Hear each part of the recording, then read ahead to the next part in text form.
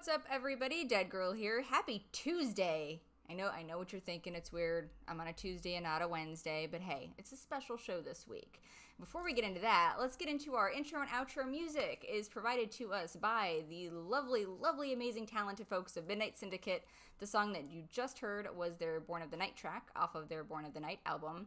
They will actually be in Orlando tomorrow at Universal Studios at the Five and Dime store, signing their new Halloween Horror Nights album. They'll be in at 2 o'clock and 6:30 p.m. doing signings. You must have theme park admission to enter, don't forget. So that's at Universal Studios over at the Five and Dime in Hollywood. Without further ado, let's get to our guest this week. Joining me this evening is Mr. AJ Diafario with Werewolves. Hey, what's going on? First of all, thank you so much for taking some time and chatting with me this evening. Absolutely, I'm stoked about it. Thank you for having me. Oh, of course. I'm sure you guys are like super busy with the album coming out and shows and all kinds of things coming up. So I'm sure it's a little hectic right now for you. Yeah, it's a little chaotic, but we seem to be making it work. And yeah. Awesome. Now, your band name, I pronounce it Werewolves. I'm assuming that's how it's properly pronounced, but it's spelt a little bit differently. So can you tell me about the band name, how you guys came up with that, as well as like how you decided on that, the way to spell it? Werewolves, actually, it's kind of like a way to not take ourselves so serious. It's a way to poke fun at the supernatural while still paying like homage to it. Mm-hmm. I grew up like in love with metal, and I grew up in love with comic books and horror movies, and it was a name that kind of stood out to me, and it just seemed to embody like my love of bands like Every Time I Die, but also like my love of American Werewolf in London. So kind of just put the two together and you get Werewolves. That's awesome. And you can pronounce it however you want. Everybody pronounces it differently. Actually, it was just I did a podcast a while ago, and these kids reviewed our song "Sell Your Soul" last night, and there's a long tangent of them talking about how they hate saying my band's name, and it's like, we understand. Trust me, everybody in our band hates it. It's one of the worst names to announce live because you're like, we are werewolves. We're wolves. We are the band Werewolves. So it's one of those things. It's just, it looks cool, but to say it, it's a total catastrophe. I was gonna say, I'm sure there's been like plenty debates amongst many people of how to properly pronounce it. I've literally had my entire band just crap all over me and say, we're wolves, and I'm like, yeah, I understand. But like I said before, I feel like even the Foo Fighters hate their name. You just kind of pick a name and you run with it, and then you get stuck with it.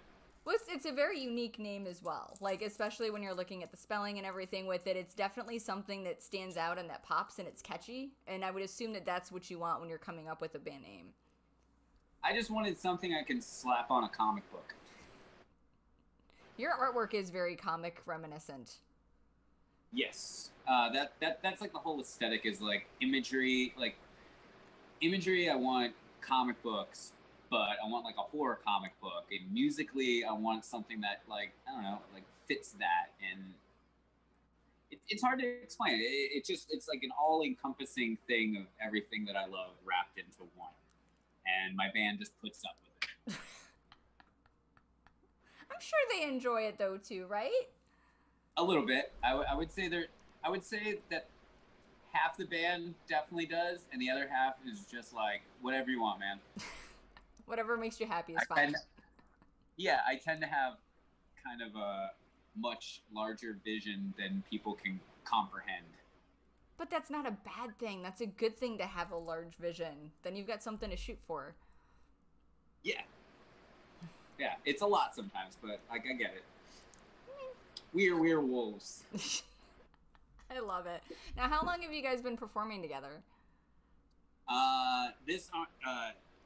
This lineup has been together now for about a year, but really it started out with just me and my friend Jeremy, my guitar player, and him and I have just kind of gone. It's one of those things when you're in a South Florida band, either it's you're the same band since high school, or it's just you're constantly filtering in and out people, because it's like a lot of musicians out there say they want to go the distance, or they say that like they're on board with what you want to do, and then 9 times out of 10 they want to run the show, and when they don't get their way, then they start to cause trouble.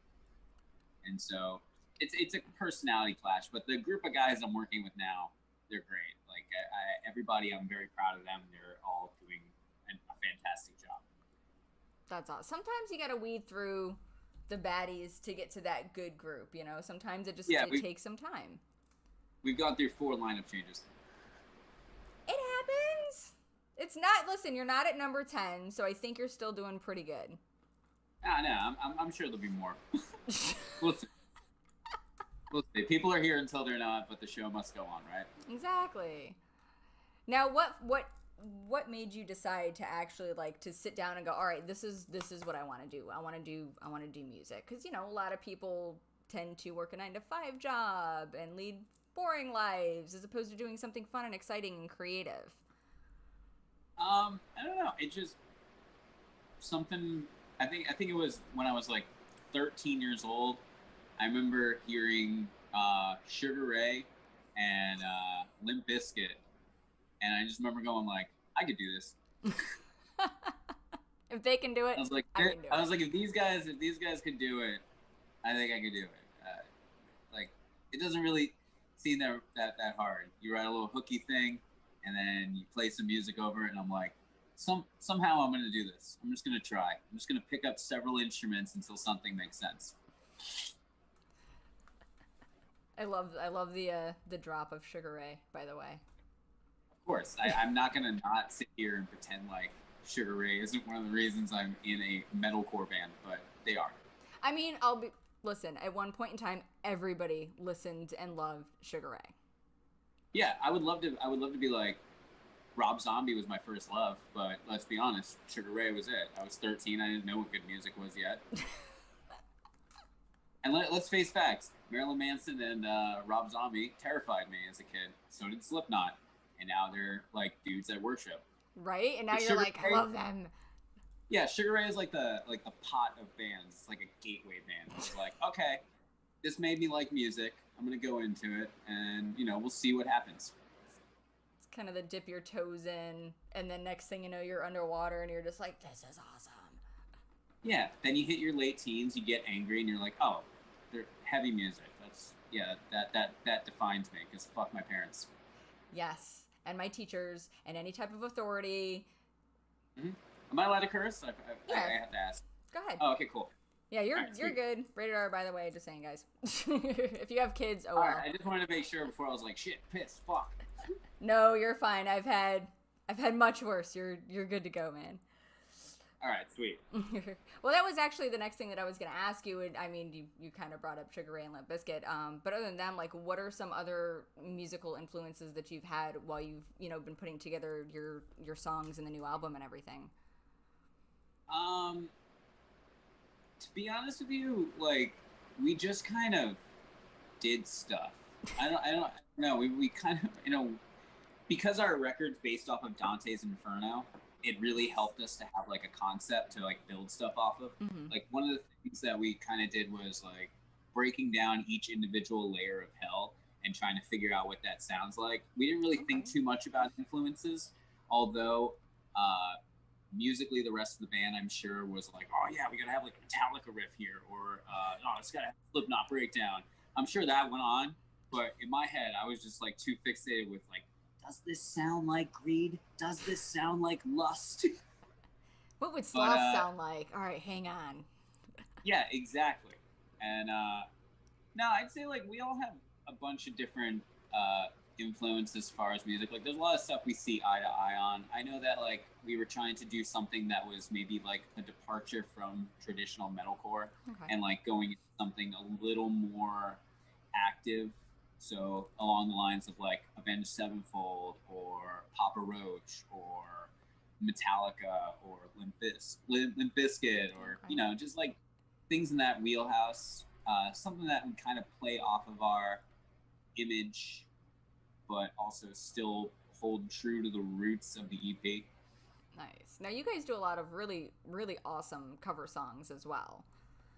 Thank you. Were those just kind of picked out of your favorites of some of the music that you guys have listened to, and you were just like, you know what, I could do this? And I mean, I'm gonna toot your ego a little bit, but like, I could do this a little better.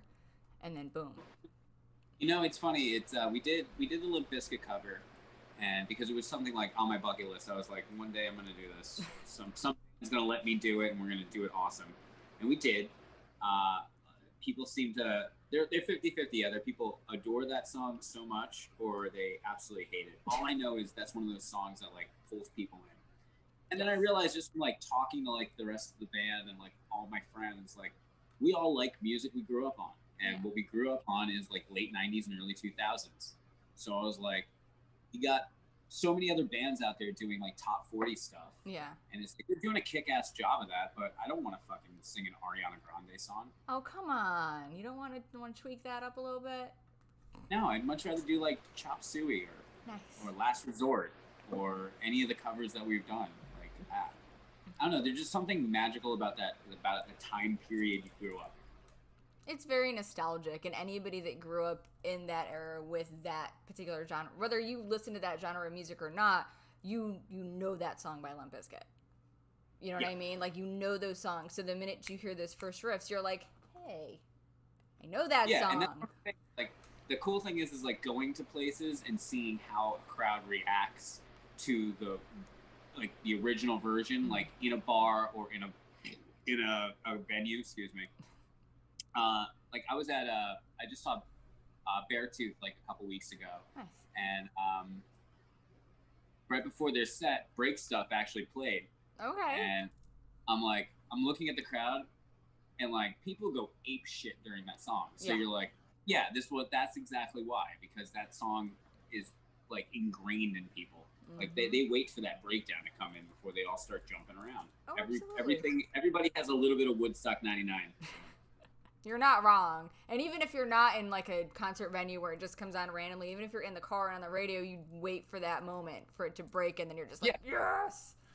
Yeah, and you turn it up. It is sometimes, you know what? Whenever that song is on, it is one of those days. It just is. He got it. He nailed it. It's just one of those days. Every day of adulthood is one of those days.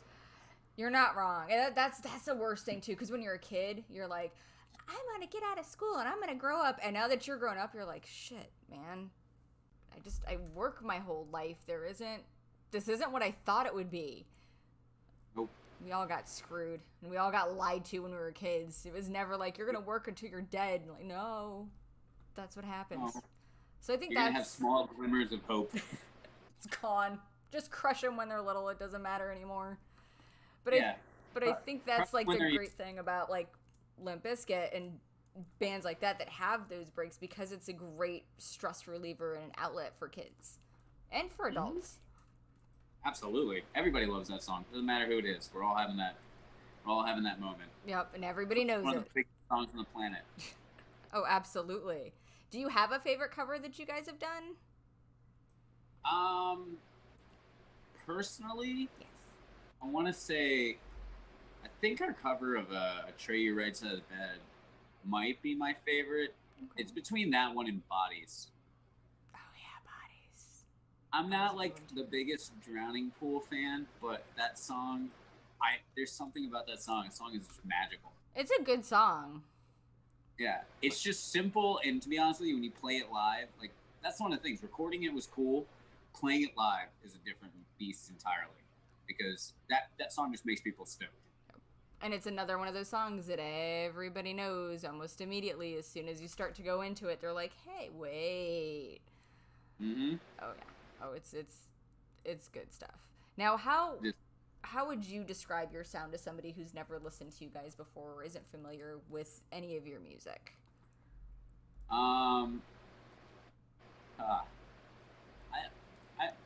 It's one of those things, like I don't know how to describe our music. I mean, you're obviously not, pop. I'm just saying. No, but I would say it's like an ADHD approach to metal subgenres. Okay, that's fair. Yeah, we kind of do like you'll see when the album's out. It's not nothing is the same on the whole album. Like every song is a little bit different because I think we're starting to slowly explore uh, how attention deficit we all are and how all of us want to do all these different things, and we're just trying to figure out like our band can do that. We can do that. Whatever. You want an acoustic song? Yeah, we'll go do that. All right. Okay. You want to have a song that's all screaming? Yeah, we can do that. You want to have a song that's 50-50? Sure. You want to have a ballad? Yeah, sure, we'll do that. Just kind of like not limiting ourselves to having to do one thing. Like I feel like our EP is so one thing Okay. that no, it's time to try some more stuff. And it's nice when you can kind of broaden it as well, because then you tend to get a larger fan base too. Yeah, absolutely. Yeah, and it's not even just doing the fan base thing is cool. Like I definitely want to reach more people, but at the same time, I don't want to be bored of my own music, Right. bored of my own band. So I want to just see what we can pull off. And kind of keep it fresh. Keep it fresh. Yeah. You know, rather than wait till your third or fourth album to go mainstream, just throw a couple mainstream ones in. Have fun with it. Exactly. Yeah, put some good riffs in there though. Yes, absolutely.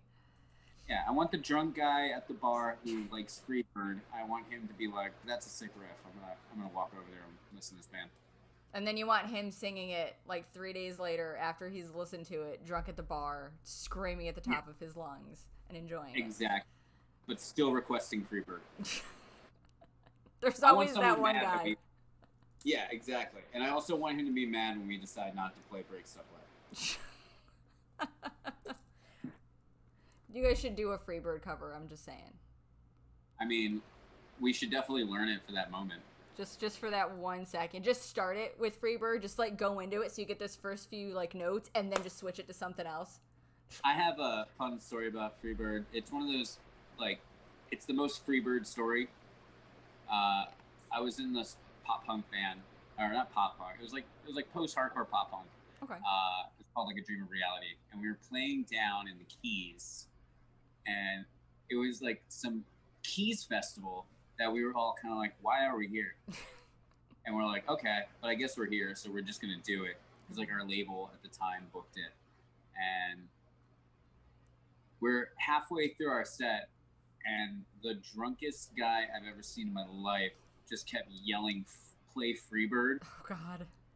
But he wasn't doing it in like a let's be funny kind of manner. He was doing it in a I'm dead serious, you better play Freebird. And it was one of those things I had to like look at this parrot head and go like, I have no idea how to play Freebird. None of us know Freebird. Right. And then one of my guitar players immediately starts to play it. And I was like, we're not gonna do this. Oh no. Oh no. Yeah. There's always that one guy who's got to request it everywhere. And I mean, it's a good song, but it's like a 30-minute song. Yeah, and that's why you gotta have that tool in your arsenal. You gotta have Freebird on demand. Just in case that drunk guy at the bar is relentless with it. You might not play all of it, but he'll appreciate it. Oh, you will.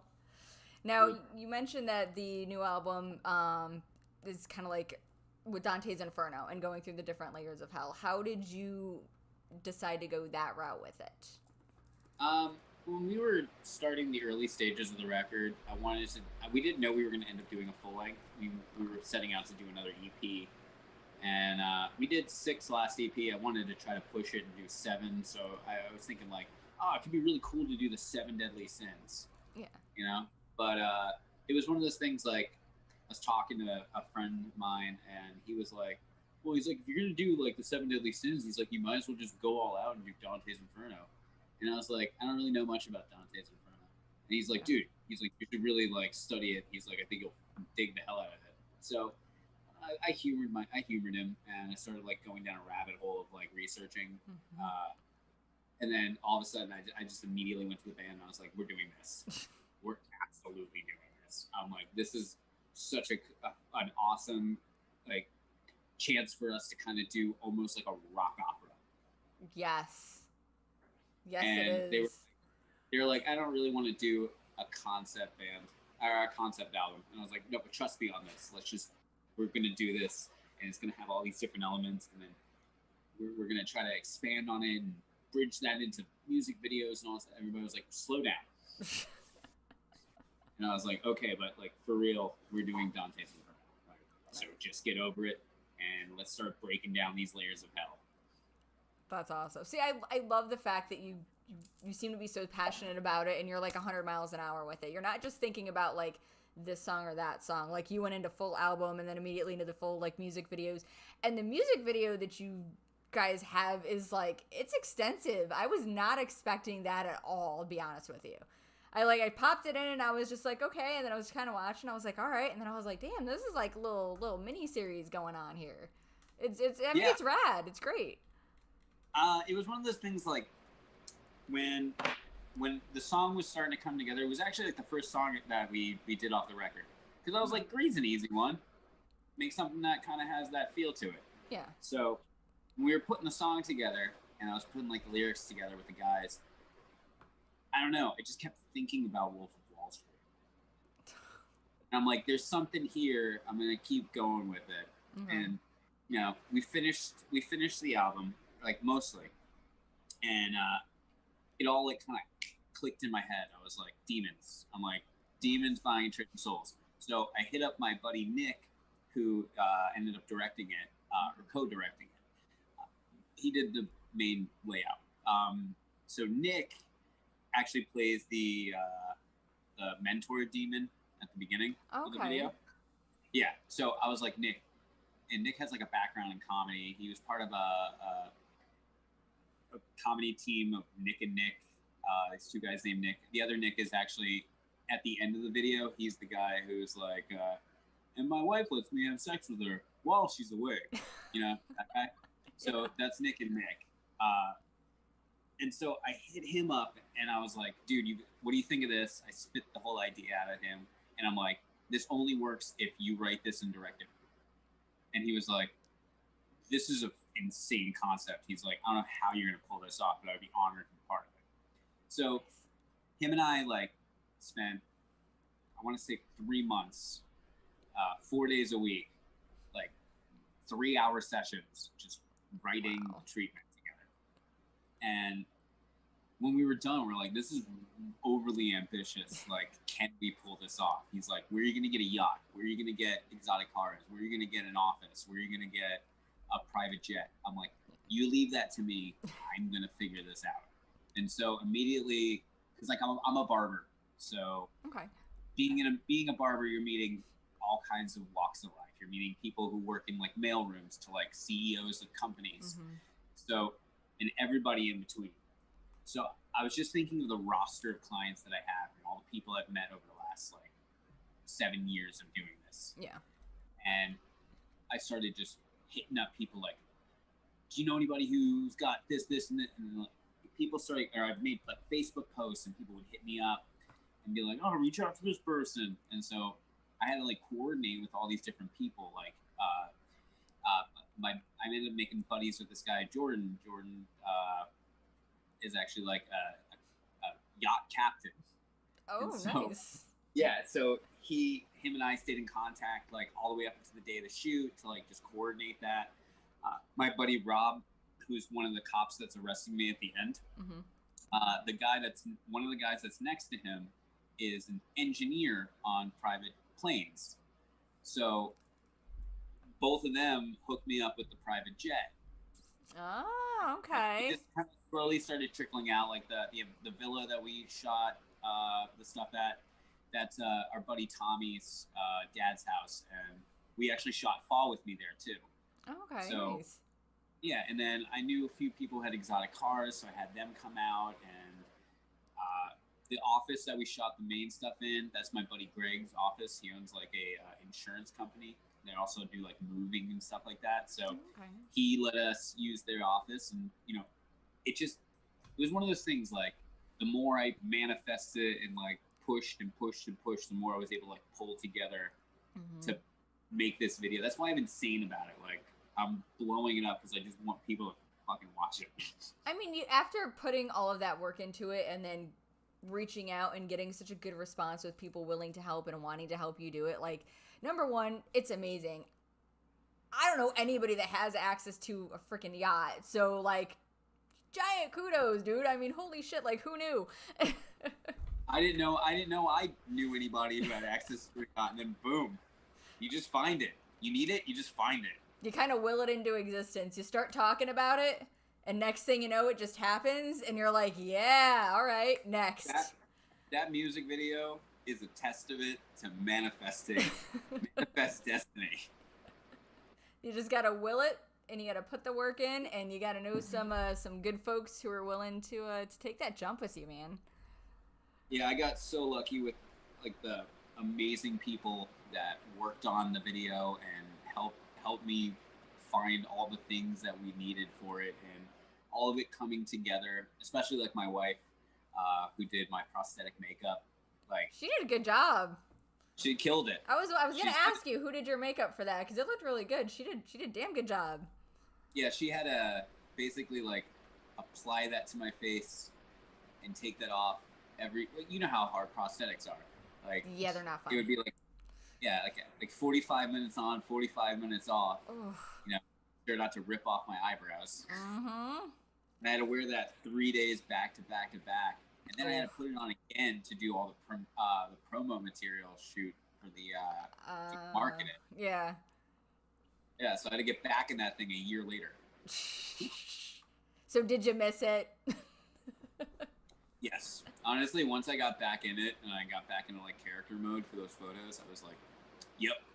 If I could, I would play every show that way. I mean, you should do some shows that way. I think that'd be a lot of fun. I may or may not be looking into getting a very good mask that looks like that I can pop on and off. See, that'd be sweet.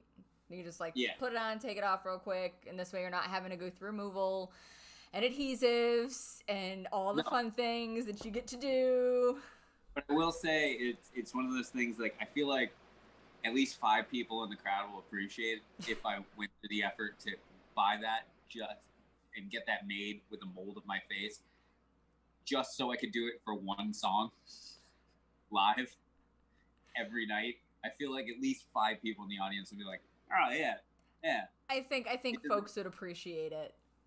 He did the thing. He did the thing I like. He did the thing from that video on the internet that was on the YouTube thing. Yeah. The YouTube thing. He did the thing. I like that.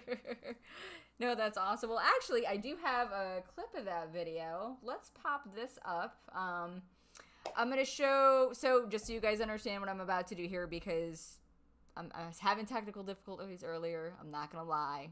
I'm not super computer savvy. So I'll play like a little bit of the beginning, a little bit of the talking, and then I'll pop it over to the music so you guys can hear the sound and check it out. But yeah, man, check this out. This is some badass stuff. Do it. So let's talk about your quota. All right. You are a gem, I must say. She got the whole routine down already. Sweetheart, another round of these beautifully concocted blood teenies every 10 minutes. And another 2 directly after that, until one of us passes the fuck out. I'm good with water for right now, thank you. First day in hell. Give him some time. Thank you, sweetheart.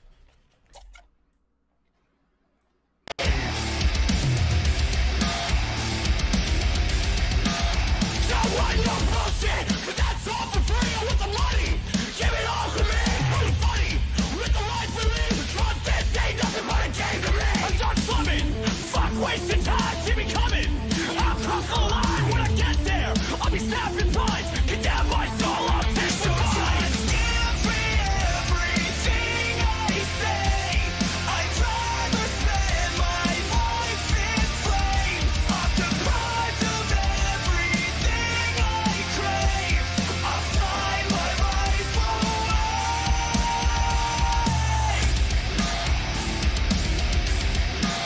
I just wanna break free. I'm done with bad luck. Sticking it, seeing in my job, that's up. Show me the money. Let it all rain down. Let me throw it in the face. Love to call me if you have. Billions, billions, coming down.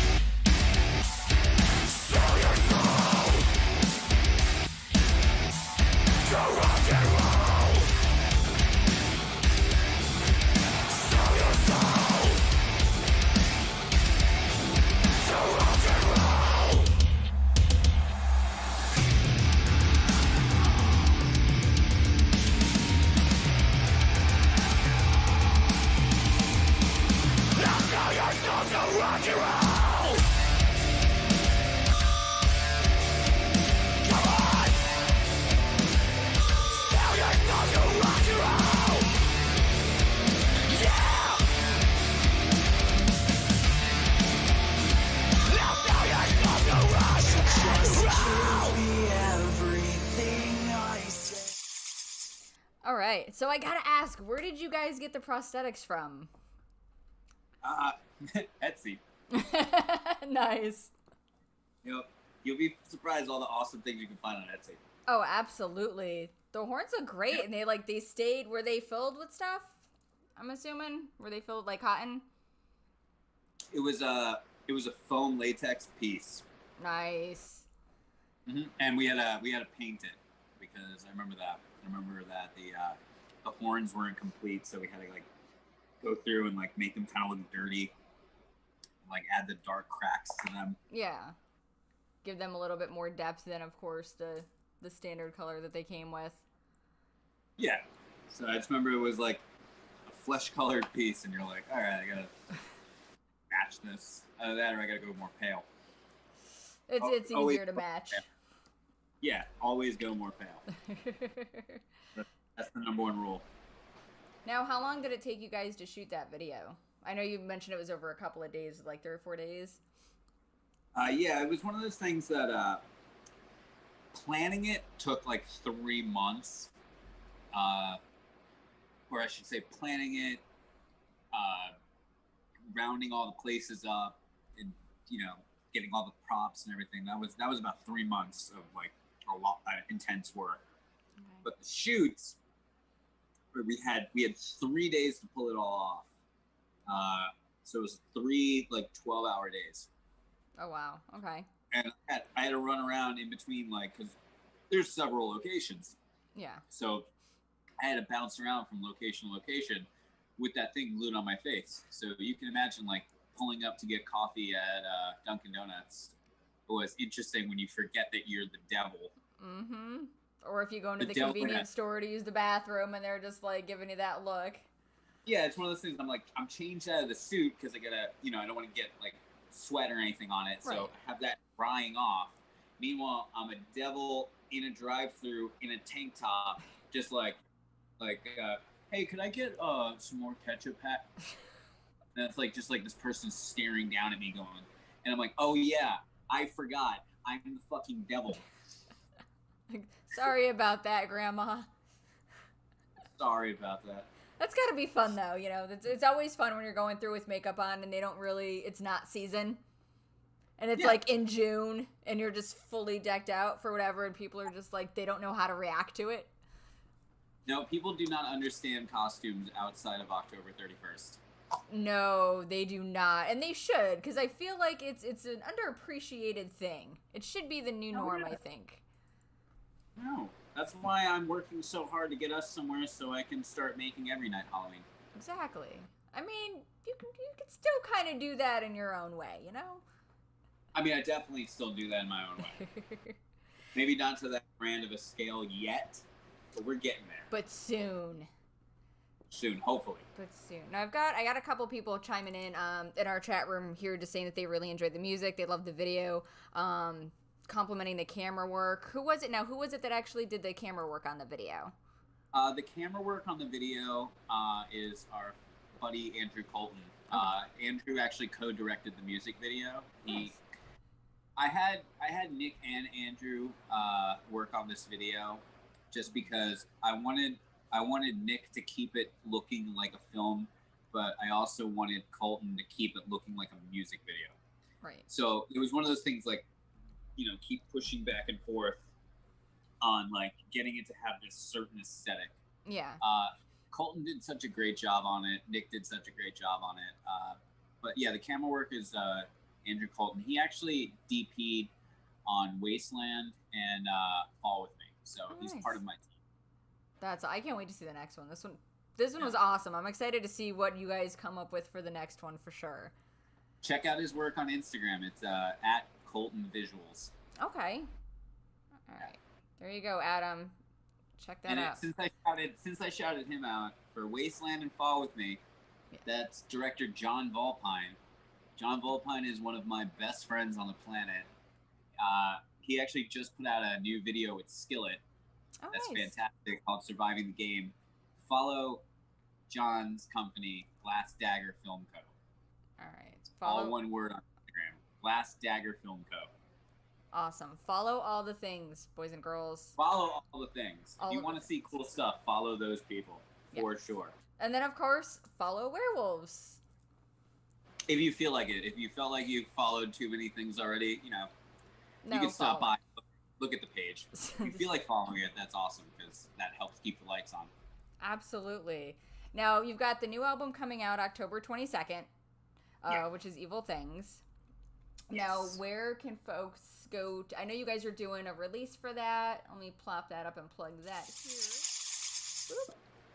Hey, Yay! Tell us a little bit about the release. we're releasing.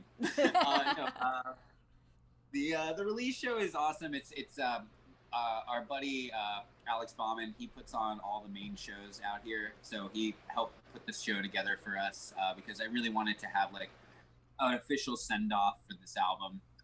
And the bands that are playing are all friends of mine. Like I adore Leveled, Royal Hearts, and World I See. So it's gonna be really cool. It's a good night to be able to play with my friends and introduce this album to at least our scene as it goes global, hopefully. And that's a cheap show, man. $5 in advance, $10 at the door. $5, come hang. That brings me back to high school when you could spend like $10 Yeah. and go see a damn good show and have a good time. And here now lately it's been much more than that. So that's awesome. That's super affordable for anybody that wants to come out and check that out.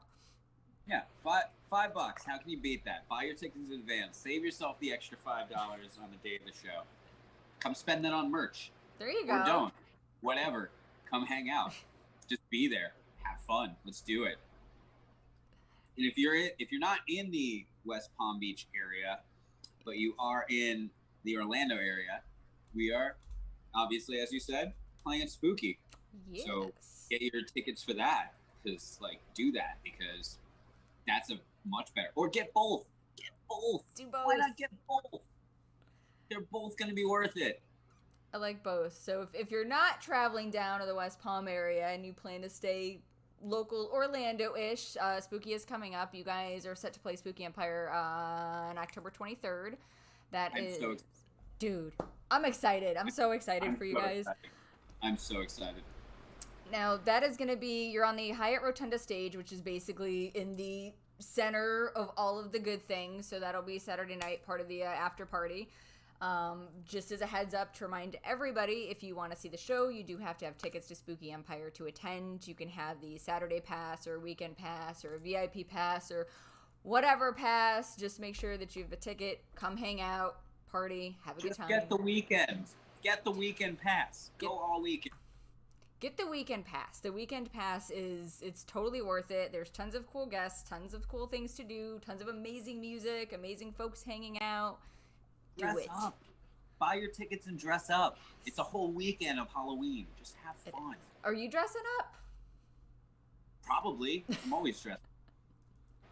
I don't know what as yet. I'm probably just gonna walk around in whatever the outfit is we're gonna be wearing for our set is probably how I'm gonna be all weekend.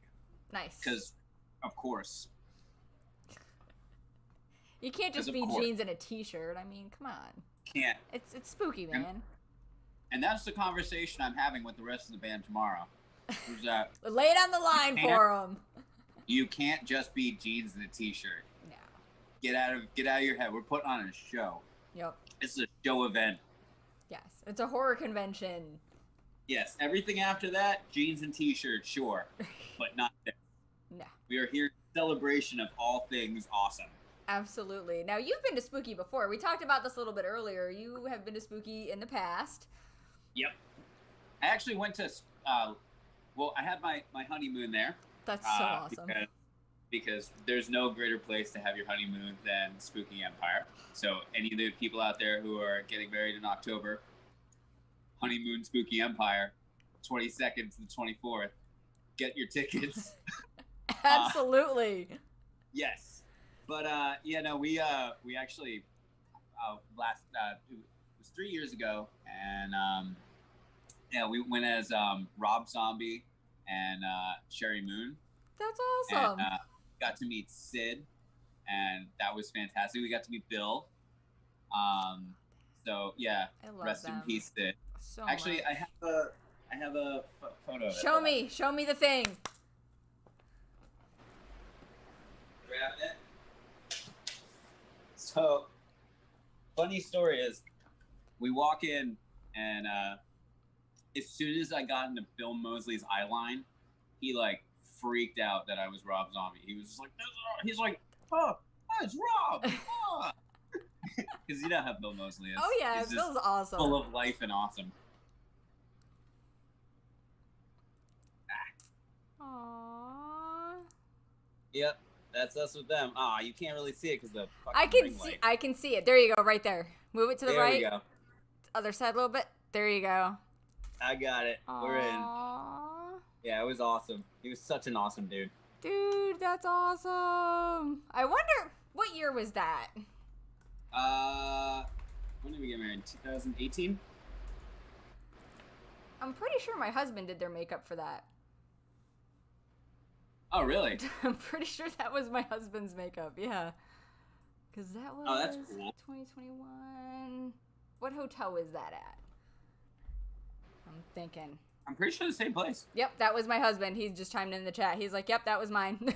So yeah, my husband did both their makeups. Oh, that's so sick. That's awesome.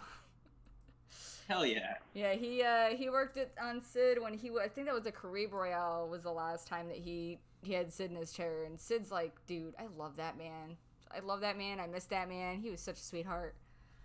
Yeah, he seemed like a really cool guy. He was. I mean, rad. he was, you know, it was close to that time, so he wasn't all there, but he was there. Yeah, he was. I love him, and Bill's amazing. Bill is always amazing. Yeah. I'm just glad I got to be in his presence, at least, you know, before. Yeah. It's something I'll cherish forever. It's just awesome that I Yeah. got to meet both those dudes, and I get excited now every time I watch those movies. Because you're like, I know him, kind of. I met him though. Kind of. Yeah. The fact that I made Bill Moseley smile so big, that makes me so happy. That's a giant win right there. I mean, That's a giant win. yeah, he's a very, very cool dude. Very they were both very, very down to earth people. Yeah. That's for sure. Do you have a favorite celebrity that you've ever met? Would you kind of chalk those guys up there? Absolutely. No, they're definitely up there. It's funny, like, my uncle is or was, rest in peace. He was a very, like, it's hard to explain. He's a Hollywood goon. Like, Okay. he's pretty much played every mobster's, like, a henchman That's awesome. in film. So, like, I met so many massive celebrities before I was even able to have, like, retained memory. Like, he's in Goodfellas, he's in True Romance, he's in Ace Ventura, he's in Oh, Wall wow. Street. So I met all of these people at different points in my life.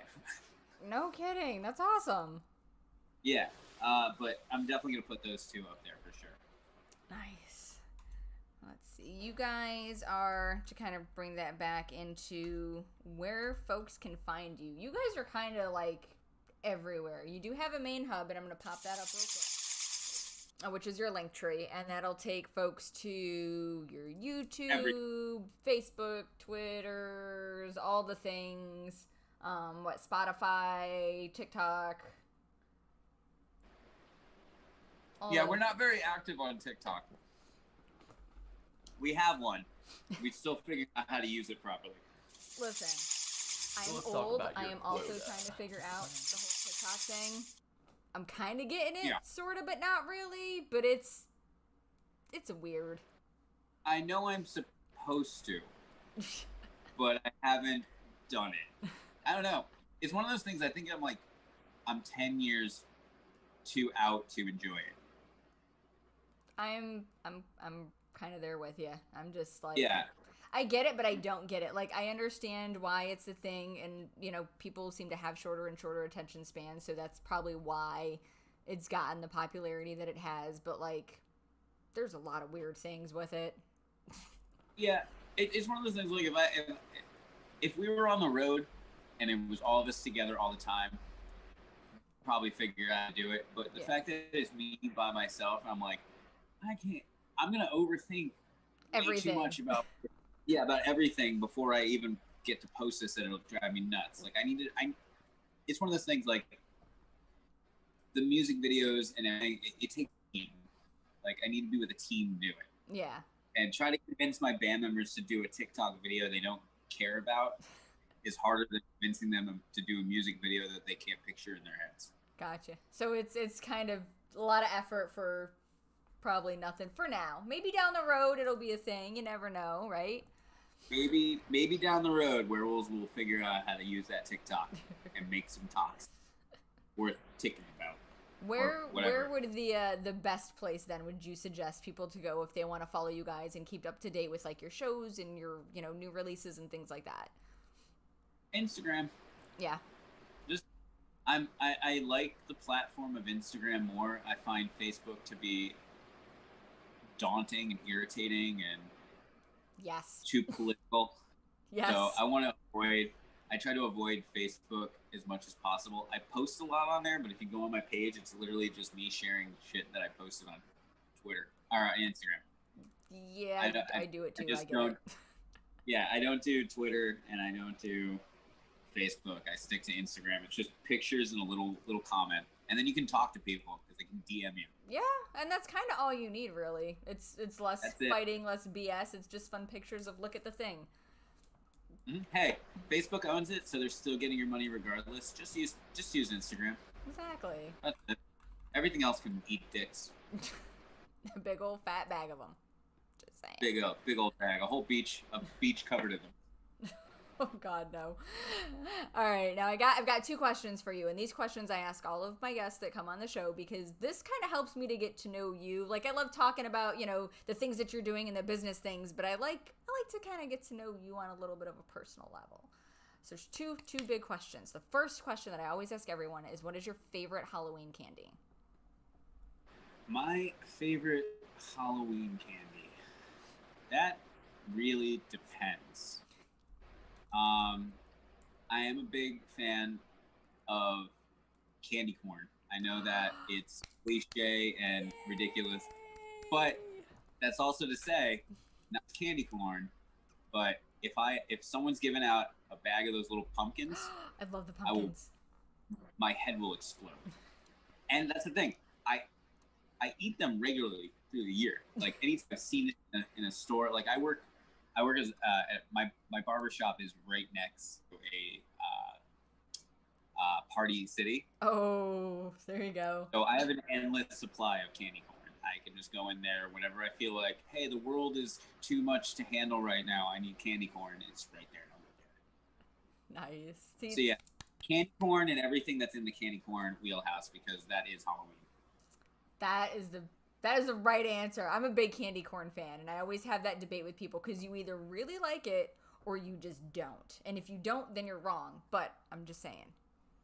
Absolutely. And it's one of those things like you don't know if you actually like it. You just like the way that it makes you feel. Yes. It brings me, it's the nostalgia thing. It brings you back to when you were a kid and when you would get like pillowcases and you'd wear those plastic masks that you can't see crap out of and go trick-or-treating. No. Yeah. It's the best. And it's the best colors. Yes. Awesome. All right. Next question. So what is your favorite horror movie? My favorite horror movie really is hard to pick just one if it's my entire life. But if I had to pick one, it's the first horror movie that I ever saw that I've been obsessed with and I am still to this day obsessed with. And that is American Werewolf in London. It's so good. American Werewolf in London has all the elements of everything that you could want out of a horror movie. It still holds up. It has one of the best transformation scenes. It has makeup by Rick Baker and his fantastic team who were just crushing it at that time here. It's got comedy. It's got heart. It's got horrific. It's got one of the funniest scenes ever. Like literally the scene inside the movie theater is it's so good. Better than any comedy film that exists in the universe, just that one scene.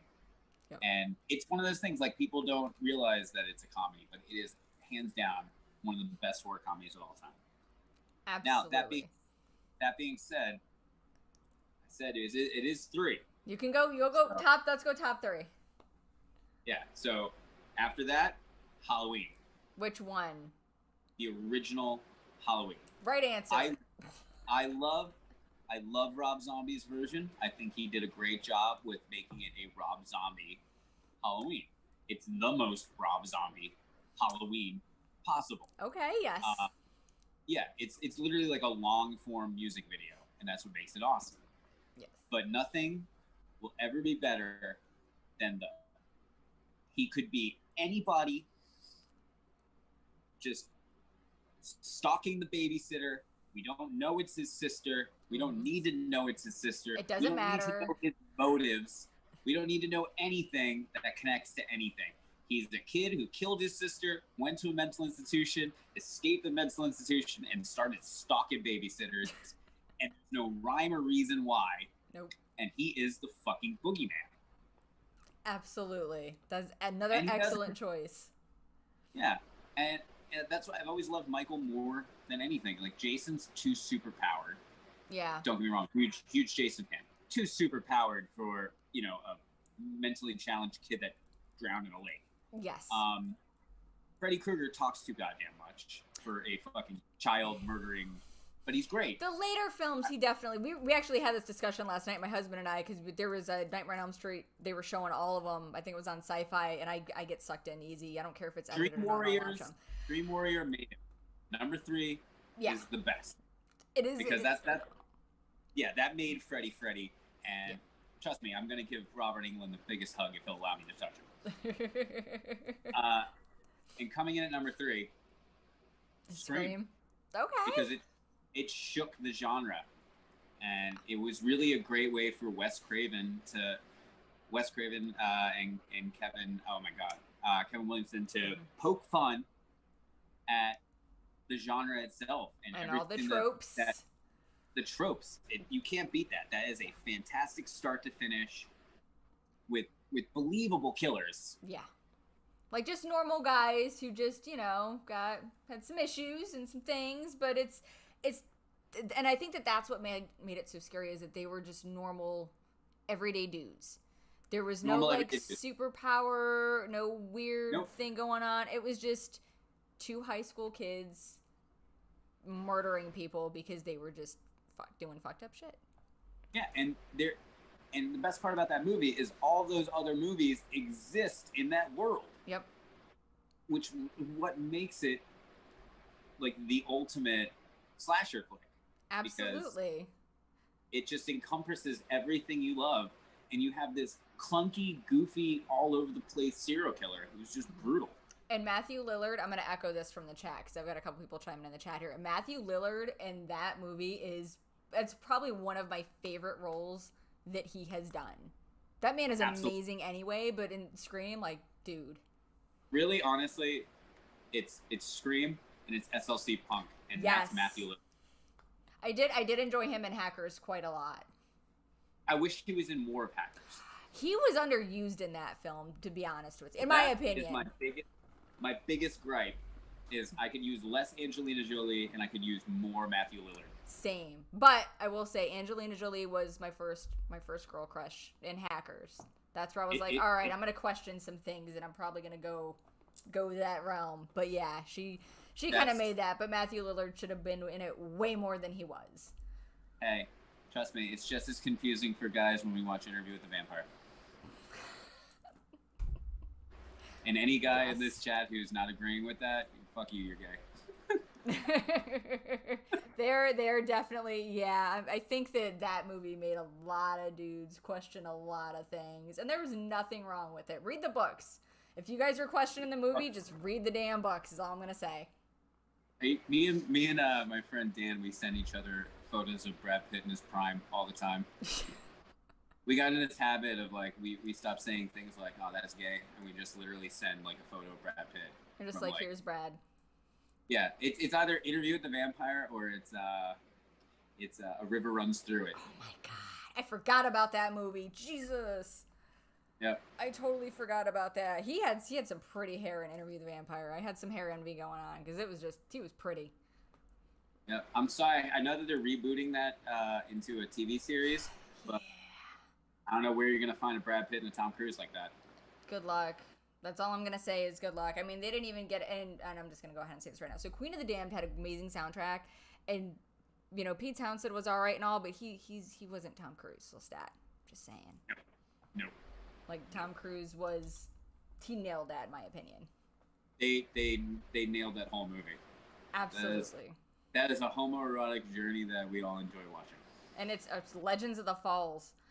All right, yeah, Legends of the Falls as well. I know how to pick my Brad Pitts. That's. I like my Brad Pitt sexy with long hair. I'm just saying. Yeah. I know the ones that make me question stuff. It's those two. Those are my Brad Pitt films. There's nothing wrong with that at all. Nope. Every dude's Brad Pitt movie is Fight Club. Interview with the Vampire gets me. Awesome. Well, thank you so much for joining us and for chatting with us this evening. I appreciate your time, and your music is amazing, and I'm very excited to see you guys play at Spooky. I can't wait. I'm looking forward to it. I know there's quite a few other people who also, like me, found you through Spooky and are very much looking forward to seeing you guys play. I hope we don't disappoint you. I hope we don't suck.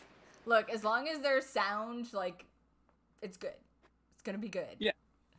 All right. Well, hopefully they'll let us sound check so that we can make sure all of our equipment doesn't fail from the night before. I'm sure they'll be good. But thank you again, AJ, for joining us. I'm going to go over a couple of things real quick here before we get out of here, folks, just to give you guys a quick heads up of what's going on. Next week, we have the man behind Spooky Empire on the show. We have Mr. Peter Mangelli. We're going to talk some dirt, get some details, some information from him. That's going to be a lot of fun. So that'll be next Wednesday at 8 p.m. Eastern Time. Same Bat channel, YouTube, Twitch, Facebook, all the things. Come hang out with us. If you've got some questions, bring them. We'll ask them. We'll put them on the spot because that's what we do to him. After that, we've got our pumpkin patch that we are co-hosting with our friends from Prometheus Esoterica and the folks over at Golden Ink Tarot Club. Proceeds for that will go to benefit Back to Nature Wildlife Refugee. If you guys aren't familiar with Back to Nature, check them out. Show them some love. Come out, buy a pumpkin. I'll be out there as well. We'll be hanging out all day long the 16th of October, and that's going to be 11 a.m. to 6 p.m., so come see us there. Yeah, that's going to do it for us today, guys. I appreciate you guys tuning in, and we're going to pop back over to AJ real quick just so that we can say goodbye. Yeah. I was like, is that it, or did I not You're still here. Everybody sat here and watched us. You're still here. Is there anything else that you want to plug or anyone else that you want to shout out real quick? Hi, Mom. I don't know if she's watching it, but sweet if she is. Hi, Mom. Other than that, no, nothing really else to plug. Just the album is coming out in less than 20 days, and just get it. Like, enjoy it. Learn it that Friday on your way to Spooky Empire, and be ready to sing along with me on Saturday when we play. Because we're going to do that. We're going to do the damn thing, and we're going to have a surprise costume, because I'm going to force my entire band to wear this surprise costume. I'm excited. I love a forced costume. It's always a good time. Well, thank you so much for having me. This was a blast, and I look forward to meeting you at Spooky. Yes, I will be there, probably as a blur running, but yeah, that's how whatever. it goes. You stop at one point and you see me, we'll high five in between your blurs. Definitely. All right, man. Thank you for watching. For you folks at home, I've got the links in the description box below for Werewolves. Check them out. Follow them on the things. Support some local musicians, because that's what we like to do. We like to support local folk. And yeah, till next time, boys and girls, keep it spooky. Bye. Bye.